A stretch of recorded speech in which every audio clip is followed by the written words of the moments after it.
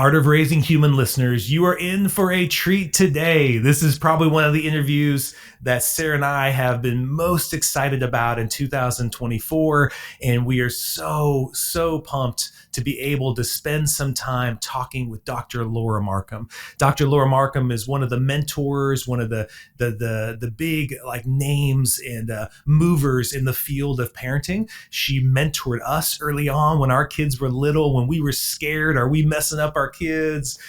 How do we move away from fear and control and actually create a home that is peaceful and kind? And how can we do all that? She was one of those voices that really helped us be on this path and really go through it with courage. So if you are on that fence or you're kind of new to this thing, this is an interview for you to jump into and find that courage if you're wanting to move away from fear and punishment and all. And throughout the interview, she's just going to give you so much wisdom and so many little nuggets to walk away with. But by the end, she's going to give you 3 clear steps that you can start doing today if you want to start making your home a peaceful home and you want to raise peaceful kids who have great relationships with each other, who are self-disciplined, who have self-control, and all these cool things. So you are in for a treat today. Before you jump into the podcast, though, to listen to this, all the insights she has, take a moment to pause, to rate, review, comment.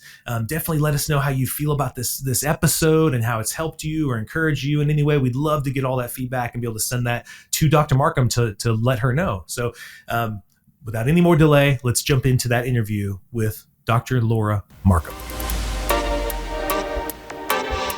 Welcome to the Art of Raising Humans.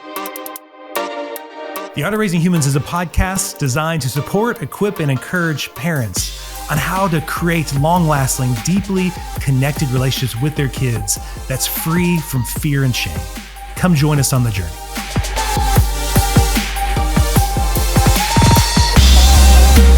Hello, welcome to the Art of Raising Humans. I'm Kyle. Hi, and I'm Sara. And today is an exciting day, isn't it? It is. We've got a really awesome guest that not only are we so excited to introduce you to her, but it's really personal for Sara and I because, she has been so instrumental in guiding, directing, informing, educating, all those words, in how we raise our 3 beautiful humans. Mm-hmm. Yeah. And so much so that before I introduce her, I just want to say there was so many times early on when we were learning from her, there was a lot of arguments in our home about ways in which to approach certain situations. And I would see it one way and Sara would see it another way. And we would say, you know what? Let's just go see what Dr. Laura has to say about it. And so then the frustrating part was, I'd say almost 100% of the time, Dr. Laura agreed with Sara. So then I was like, fine, okay, if she says. So without further ado, I want to introduce you the author of Peaceful Parent, Happy Kids, Peaceful Parent, Happy Siblings, amazing books. If you've not read them, we encourage all the parents we work with to read them. But the author of those books, the website, ahaparenting.com, Dr. Laura Markham. Welcome. Thank you, Sara. Thank you, Kyle. Glad to be here with you today. It's so good to have you. And I wanted just to say it to the audience.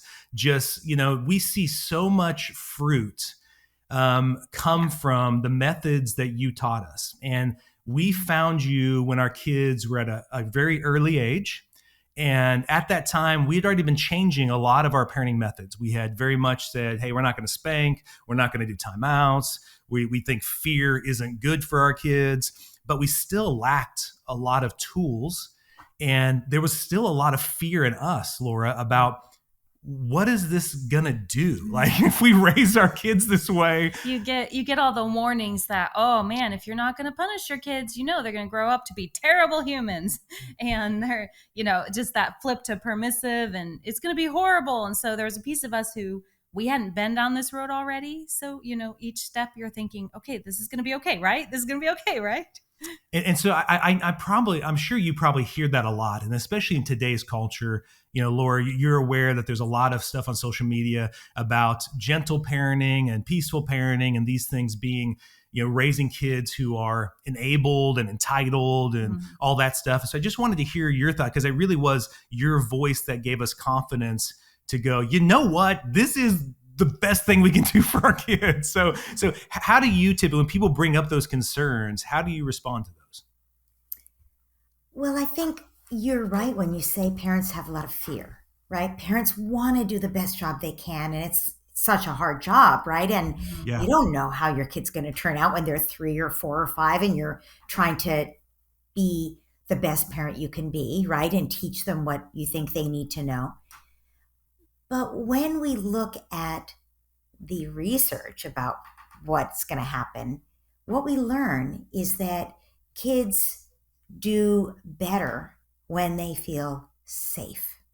And kids do better when they feel connected to their parents. Kids do better when they feel seen and valued for who they are.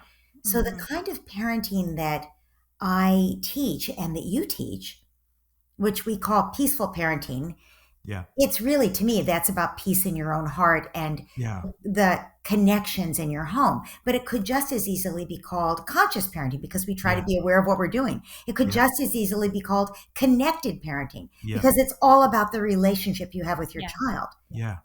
Notice I'm not addressing limits anywhere in that. Yeah. Limits do need to get set. My experience is that children cannot make all their own decisions yet when they're 3 or even when they're 13. Yeah. And they're challenged sometimes when they're 23. But we all learn as we get older and we all take on more and more responsibility for our lives, right? Our children become much more able at 14 than they were at 4. Yeah. But that doesn't mean we're not setting limits at 14, just like we were setting different limits. We were setting limits at 4. Kids do need limits. And I think when parents, all that social media conversation about how it's raising kids who are entitled or kids who are, spoiled, it's because people are confusing connection with limits, right? Yeah. So let's just stipulate connection is a good thing. A positive connection with your child that's about trust and you're responsive to their needs. The research is really clear on this. Plus, any common sense person would tell you it's really clear. That's what children need. Now, does that same child also need limits sometimes? Of course they do. Yeah. Do they need harsh limits? No, that would actually erode your connection. Yeah. They need us to say, you really wish you could have that cookie. No cookies now. It's too close to dinner, right? You can set the limit and still be totally connected to your child while you do it. Yeah. And I think that's what parents don't understand. That's why they get scared. They think we're going to let kids, just make all their own decisions and run roughshod over the rest of the family or worse yet, over the people in that restaurant. And of course, that's not the kind of parenting we're talking about.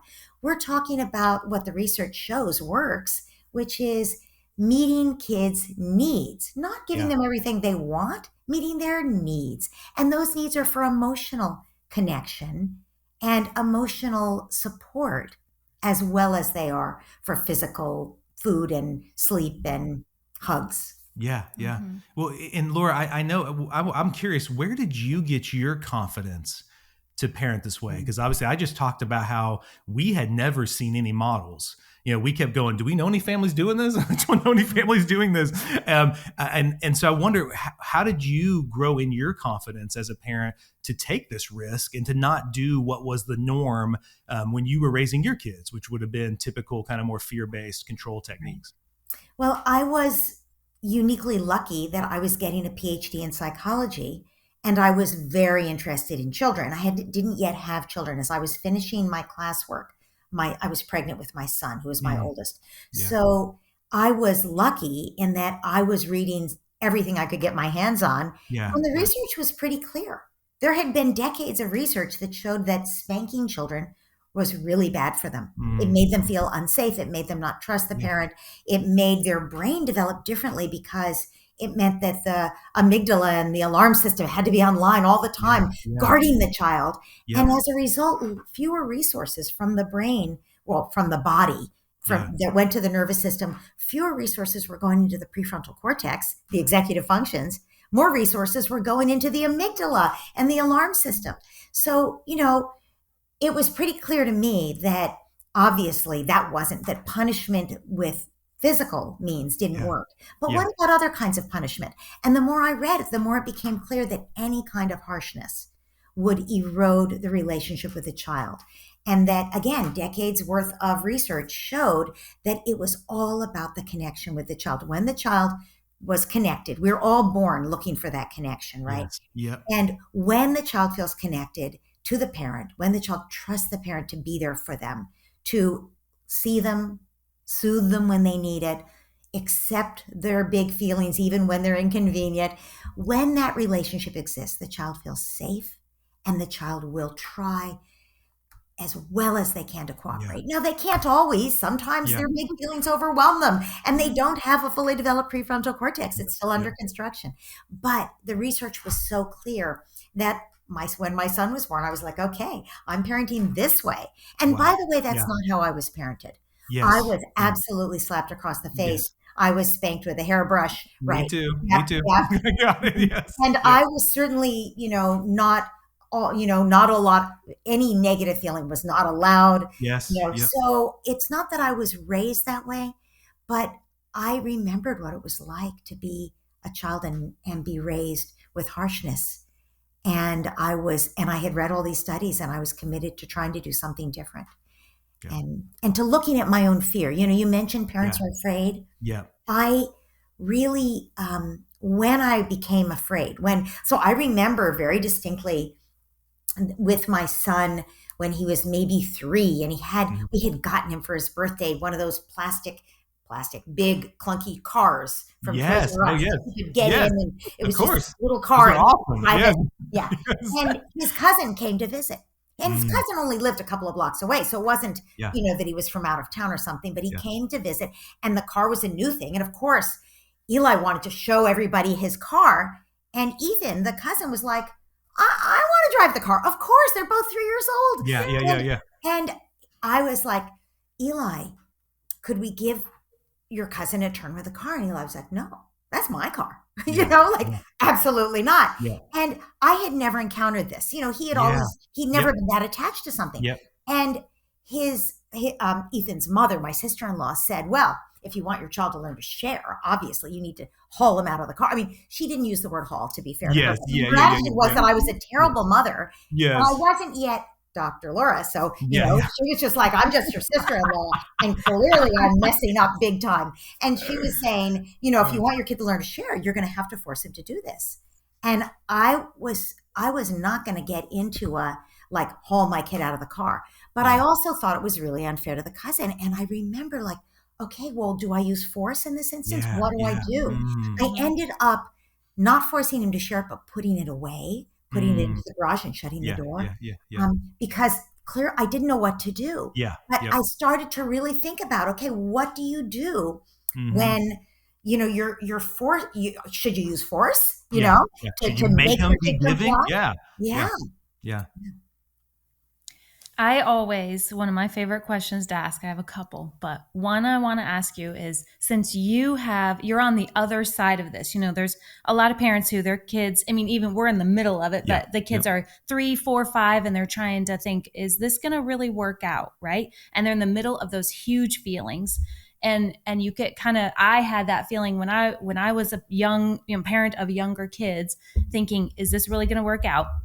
So now that you're on the other side of it, looking back at it, how has it worked out? What are the relationships like with your kids?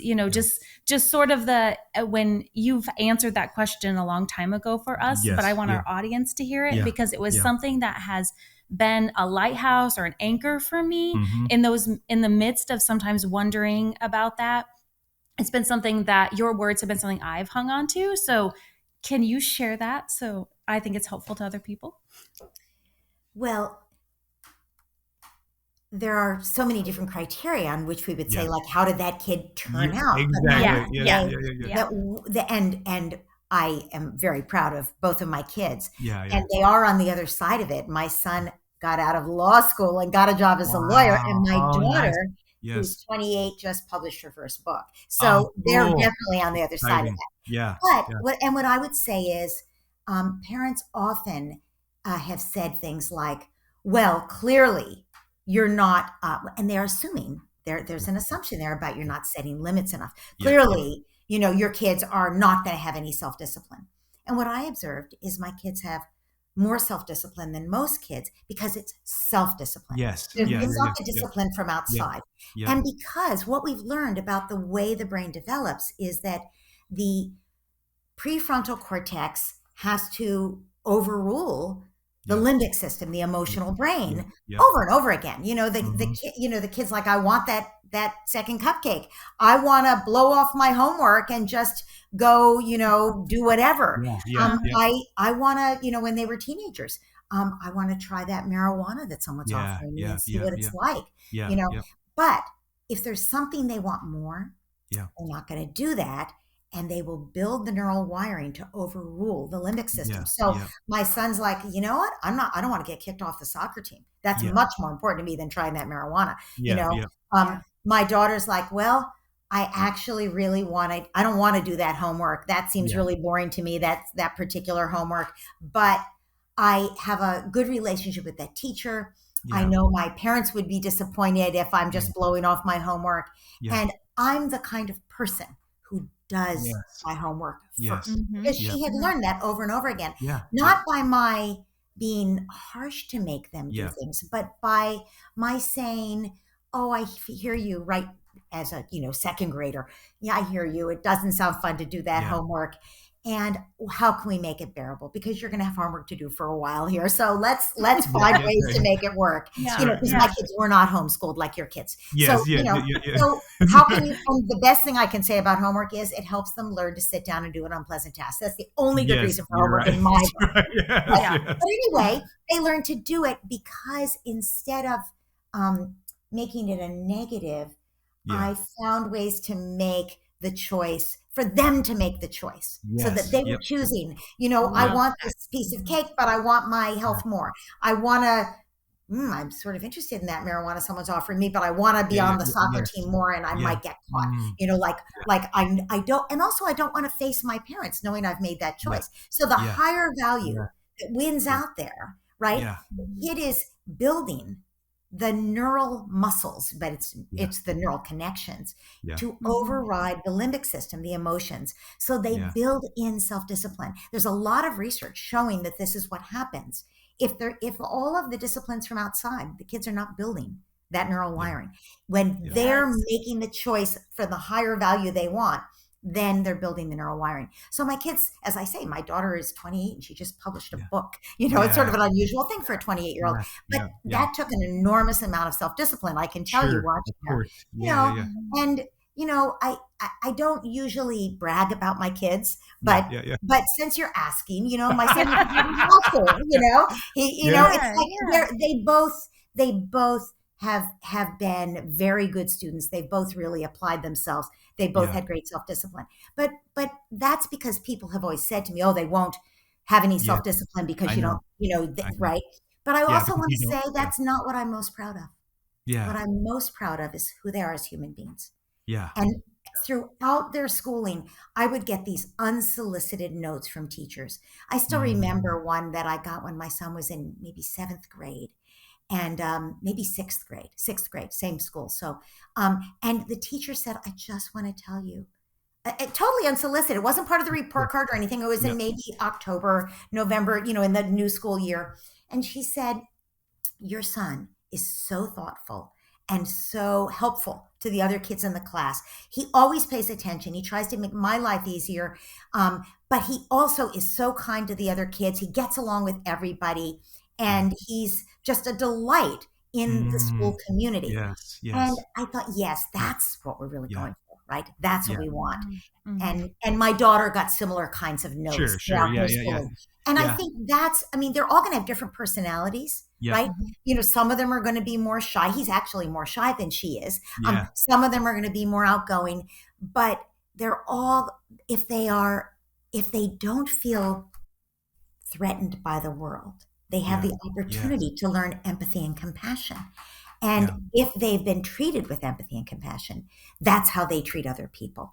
So Yeah. I think that in some ways is the most important part of what we're doing Yeah. with this kind of parenting.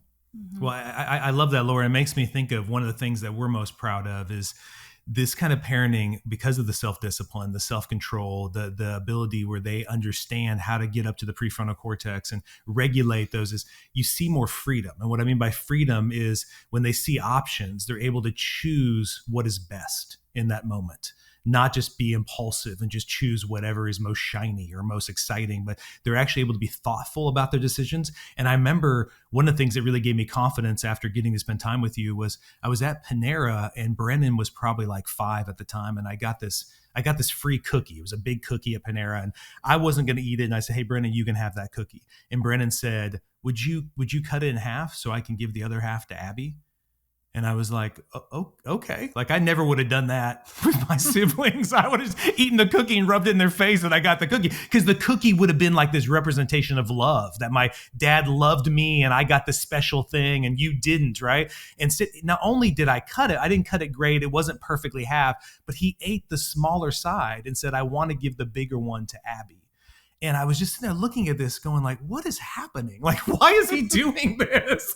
What kid gives the big, and like they've always done that. Like anytime if I go get a haircut and the person gives out a sucker, they'll say, could I get 2 more suckers to bring home to my siblings, And they're always being so thoughtful of each other. So even on top of what you talked about with your kids is just, we've also been able to see that relationship among the siblings that when we got into, I didn't even know it was possible. I didn't know that. I thought you had to have sibling rivalry. I thought they had to be at each other's throats and you're constantly like keeping them away from each other. But instead it's like, no, they're actually better together.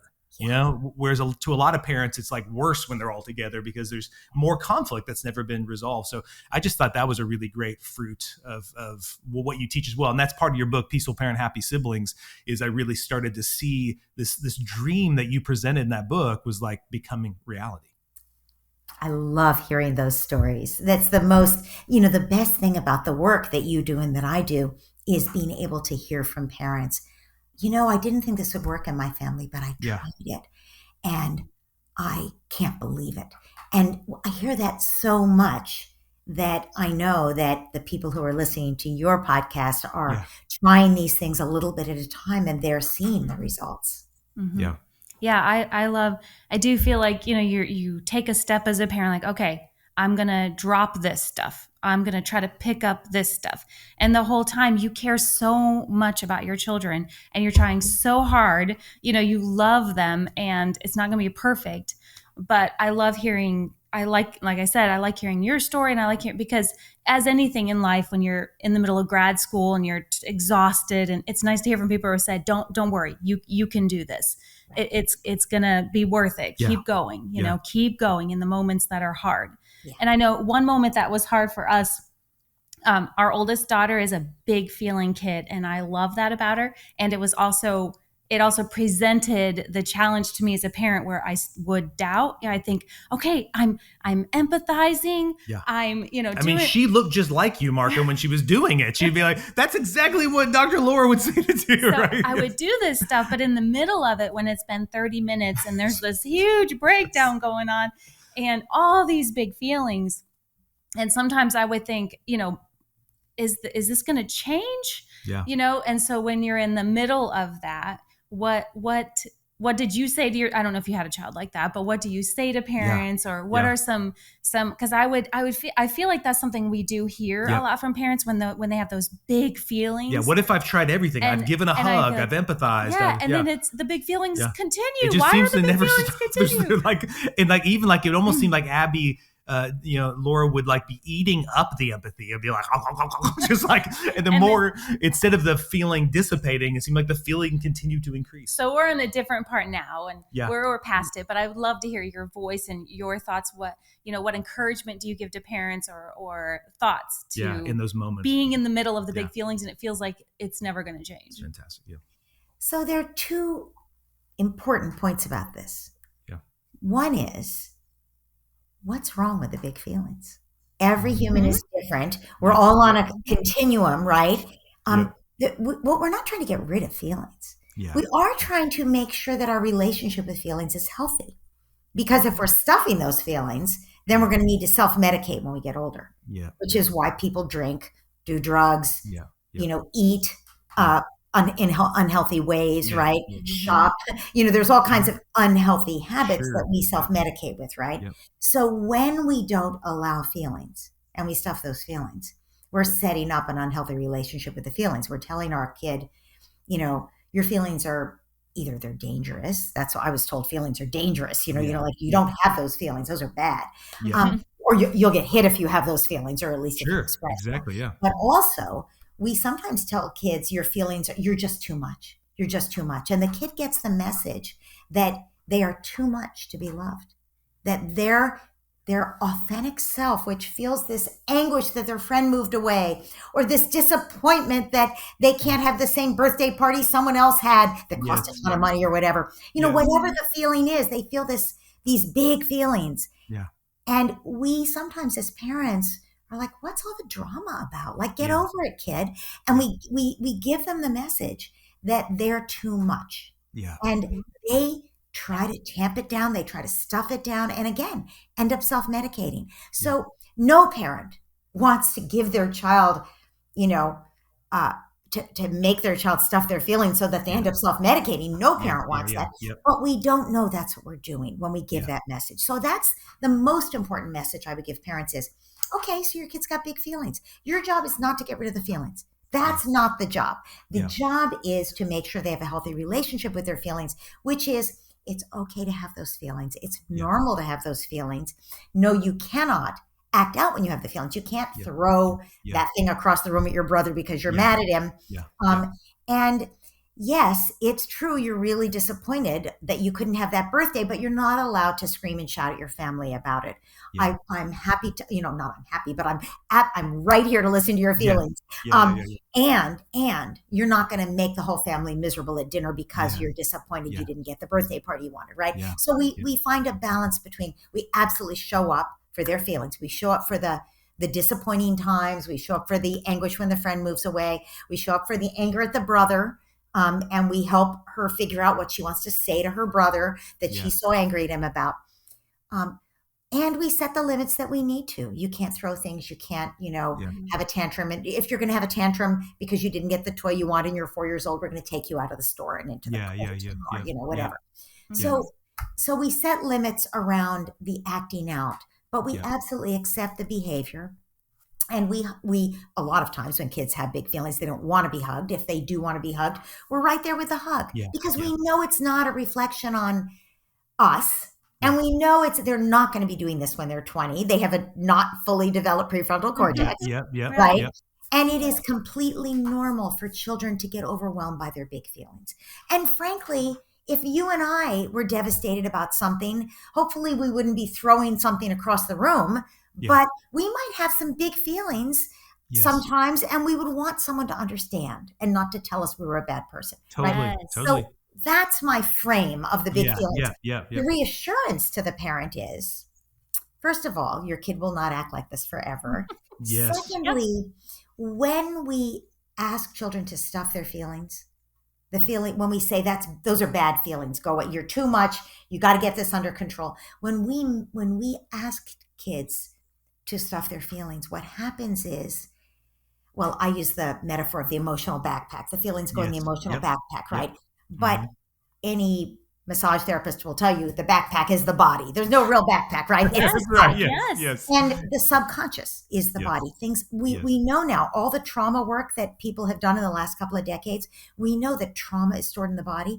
Everything is stored in the body. Anything you don't work out at the time. So if you and I, if anyone is having an incident that is emotional that we can't handle at the time, you're in school, you're in front of the class, you're humiliated, and you can't burst into tears in front of the class. So you stuff that, and you a little part of you freezes up with that thing you stuffed.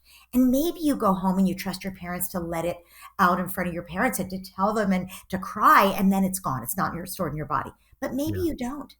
And it gets stored in your body. And a little piece of you is always afraid to stand up in front of a group and speak after that for the rest of your life, right? Because you never worked it out.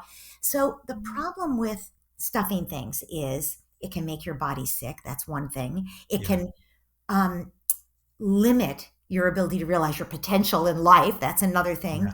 But there's another part of it.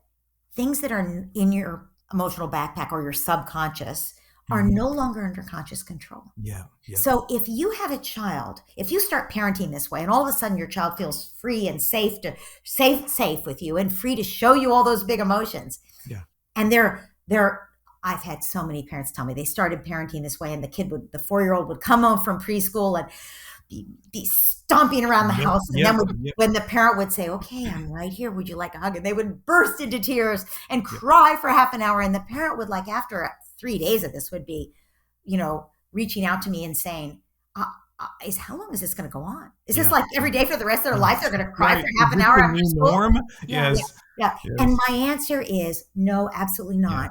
They've been stuffing those feelings. Now they're free to let them out. So when parents start to parent this way and they see a lot of big emotions, it's the emotional backpack emptying because the child feels safe with you.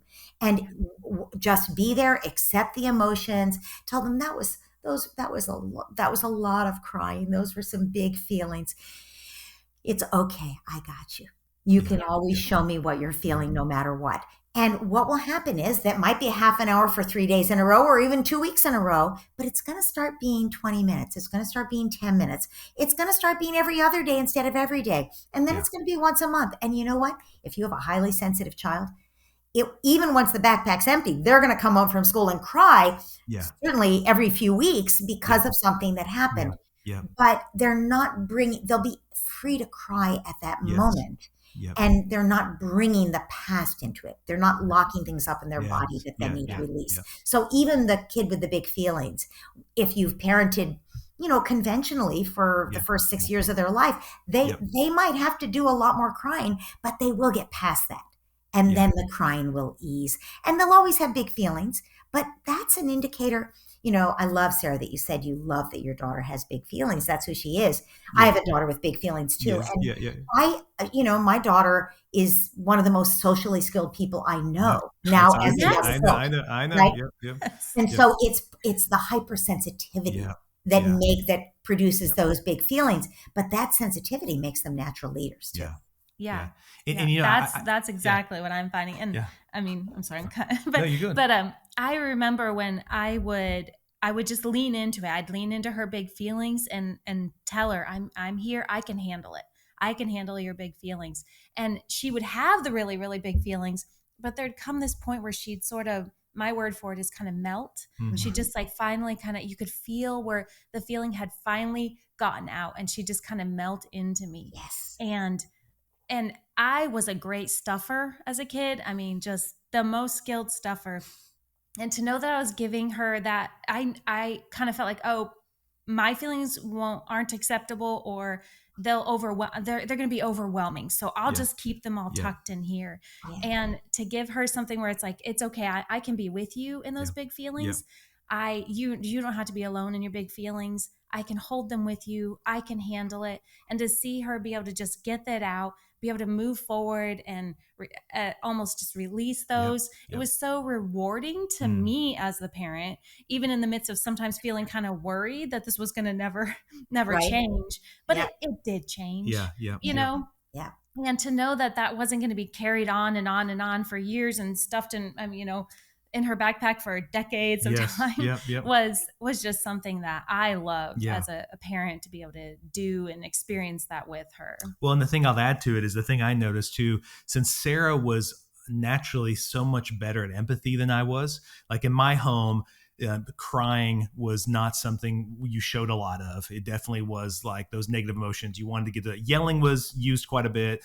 But I would see Sara doing this empathy thing and then the kids seemingly having all these emotions. And I'd be like, this ain't working. Like whatever you're doing, Sara, is making it worse.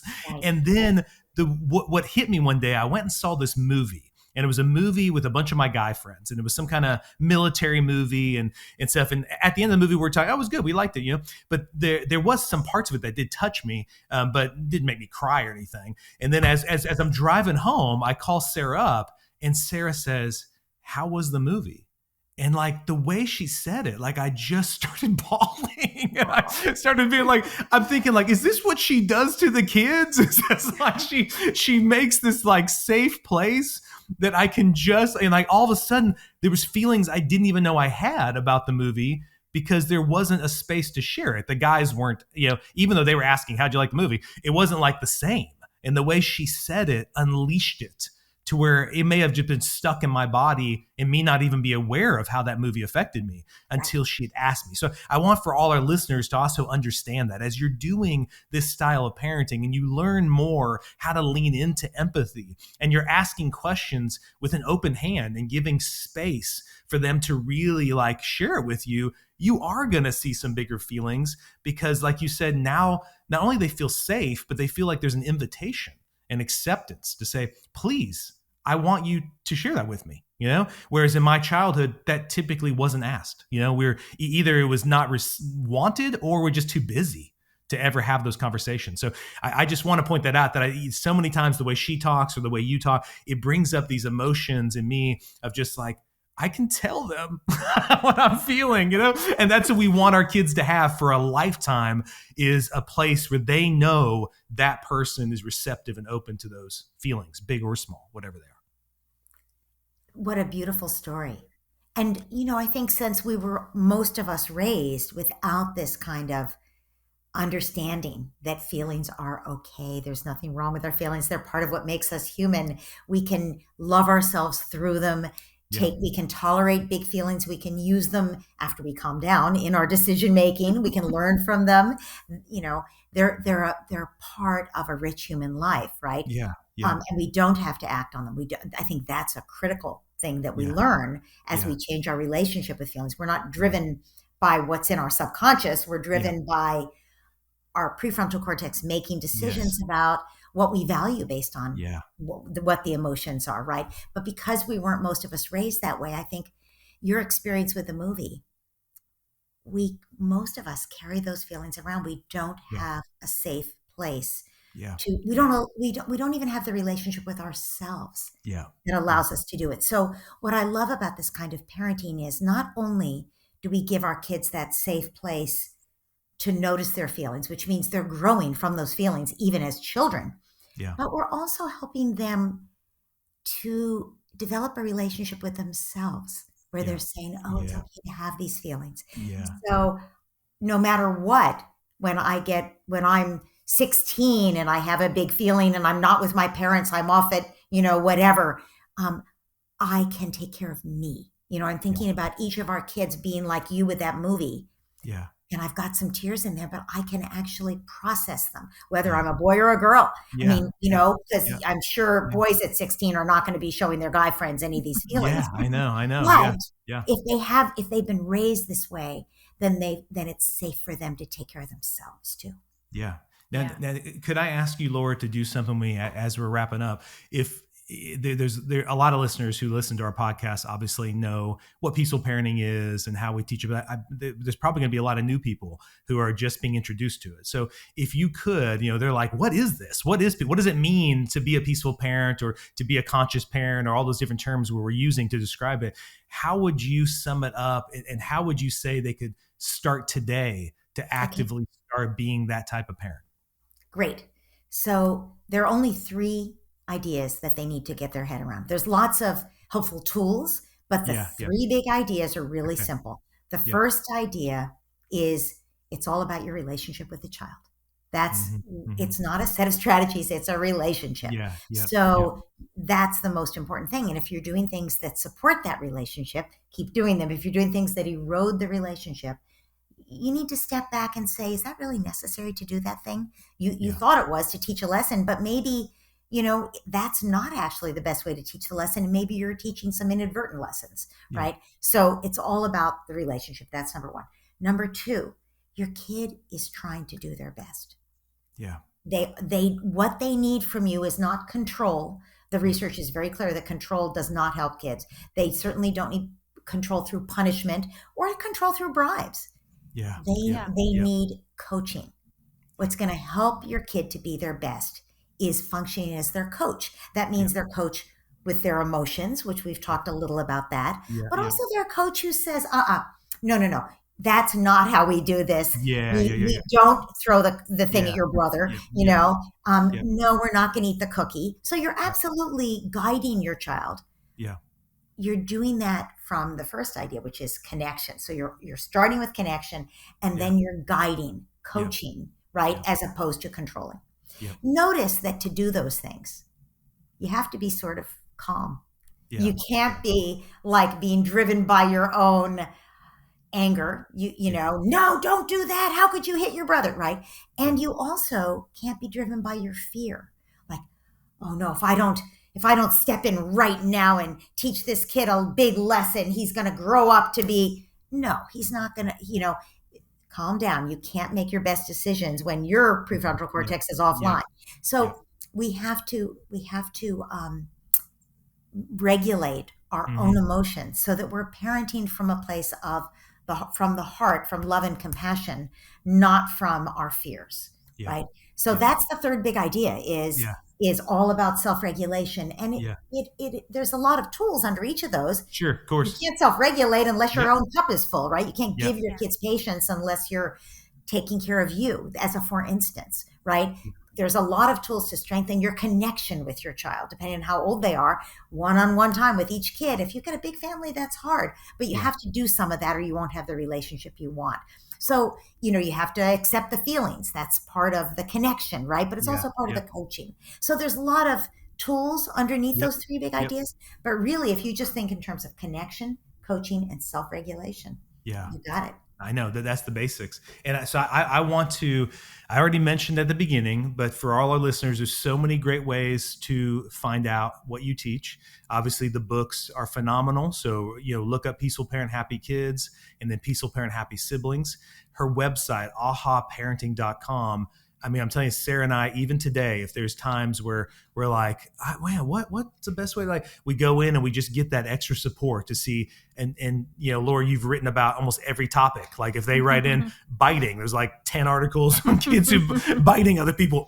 So there's all these different types of articles because you've been so great about writing that stuff down and giving them step by step. I mean, I still use a lot of your stuff when parents come in or going through divorce. You've got so much great stuff there. So I'll be like, hey, just go to her website, type in this. This is how to handle that when you're talking to the kids. So it's a phenomenal resource. That's ahaparenting.com. But then can I say that the name has changed? Oh, has it? Oh, tell me. Oh, yes.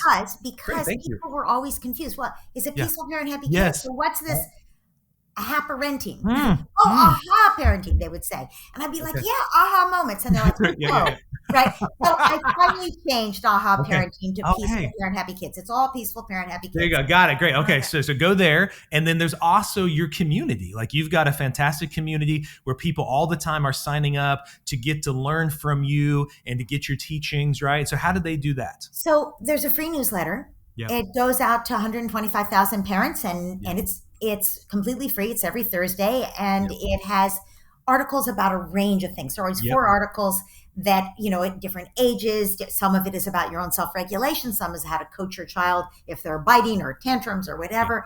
Some of it is about connection. So that's every Thursday, and it's free. Any page of the website, they can sign up for that. And then I also offer an online course. And so the course is sort of like the parenting boot camp that really helps you integrate these ideas into your life. And there are scholarships for the course. And you can enroll in the course. You can register today. And as I say, you can see changes by bedtime. And you can apply for the scholarship. And we're considering scholarships every week. We look at the scholarships and decide on any scholarships that we're granting the next week. So you don't have to wait on this anymore. The way it used to be, you only took the course once every few months. I offered it. Awesome. So and then once you're in the course, there's a very developed community. People who've been doing this kind of parenting since I started doing this work in 2014 are on this community, and they've been doing this work for 10 years, and they're so supportive to each other, and they've seen everything. So they're like, that happened with my kid too. Let me help. Yeah. Well, the freaky thing about the newsletter, Laura, is almost every time we had an issue that we ran into with our kids and we're like, what should we do here? That newsletter would pop up and be like, she just wrote an article about it. Is she in our home? How did she know that? Because Sara would just like forward it to me and be like, did you see the newsletter this week? Because it says, here's what we should do about X, Y, and Z. And so, it's really cool. So if they sign up for that, they're going to be chock full of all the info that they need. And of course, getting the community and support is fantastic. So Man, we are so thankful, Laura, for you to spend the time. And I'm sure the audience has been so blessed with all the information and knowledge and just like the encouragement. To me, that's the biggest part that you offer is your voice is so encouraging to continue on this path. Mm-hmm. And so just thank you for taking the time to join us today. Yeah, thank you. Thanks for having me, and thank you for the work that you're both doing in the world. The Art of Raising Humans podcast should not be considered or used as counseling, but for educational purposes only.